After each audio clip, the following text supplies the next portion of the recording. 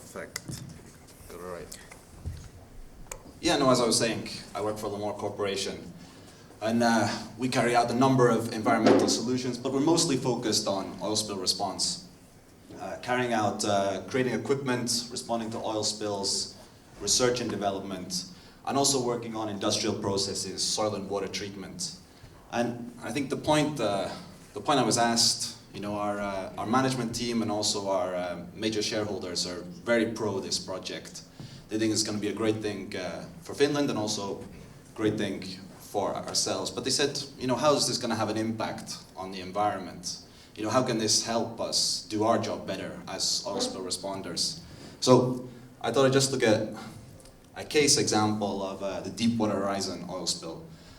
Lamore respond to many spills every year all over the world, but this is probably the one you know the best.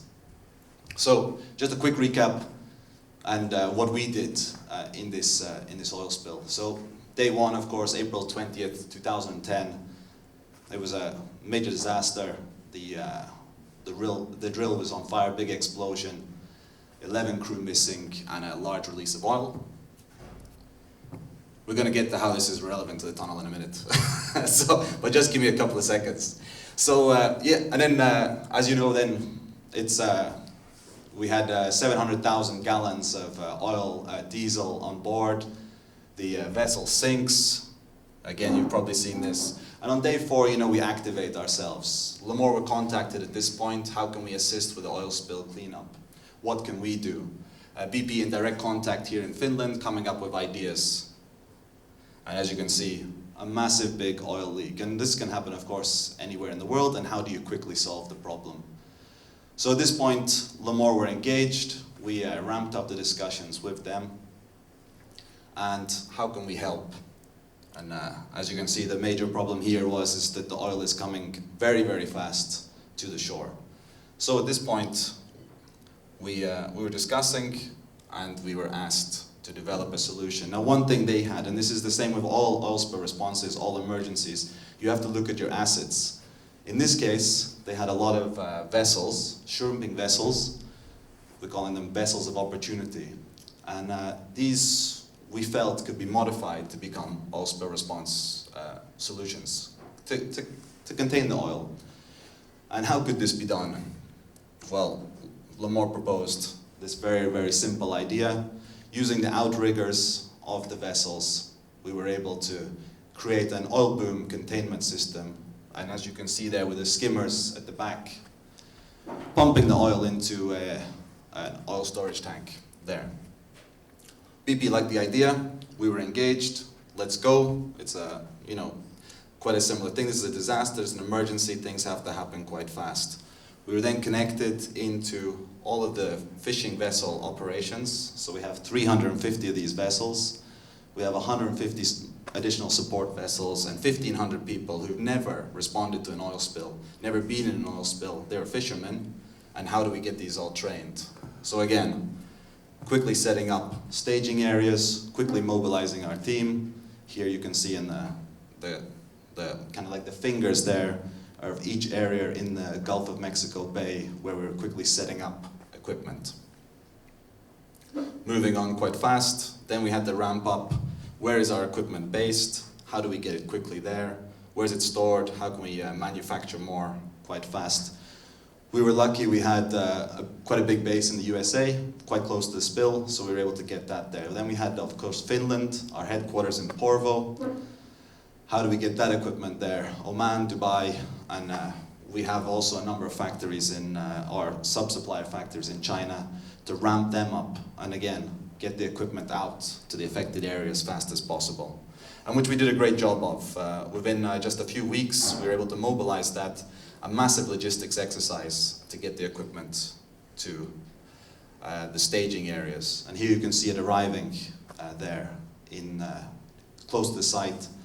But then that's only one part of the job. It arrives, and then we have to train and certify 1,500 new oil spill response responders. Massive exercise and training, getting the guys prepared, ready, and then installing the equipment. These are the makeshift oil spill response vessels, 6 to 8 vessel installations a day we were doing. That was the typical vessel configuration. You can see the oil, the outriggers there with the boom, and then you can see also the storage tanks on the back. And then quick testing, utilizing the skimmers within the sea. And also with the trained responders, making sure they understood how to do it. And the result, responding to an oil spill, making sure that the environmental pollution that could have happened was reduced. And that's the whole point here. So again, a massive exercise involving logistics. And you can see just one more photo there of the recovering the oil. So we were a small piece in that big puzzle, of course. This is what was happening with every single other company, not just ourselves, Lamore. We were just really focusing on VOO, vessel of operations. This spill needed equipment from all over the world, flown in as fast as possible. It was a incredible logistics exercise, but actually, although there was a lot of environmental damage, of course, caused by this, it was mitigated because people were able to get that relief and emergency response equipment as quickly as possible to the affected area. So what did it mean for us as Lamore? 460 skimmers ranging in size from 50 kilos to 500 kilos, 900 diesel engine power packs, 300,000 meters of oil containment boom from China into the Gulf of Mexico, and 1,500 trained fishermen. So again, what we can see here is logistics is a main component to an effective response, and speed of response is everything. In an oil spill, maybe not that many of you know, but the most important thing is to contain it while it's still at sea. It's basically 100 times cheaper to clean it up, and also 100 times more effective. Lamore has innovative equipment now which can recover 98–99% of the oil at sea. Once it hits the shoreline, it's just a big disaster, and very, very costly and very, very difficult to clean up. So now, coming back to the actual point of the presentation, why is this good?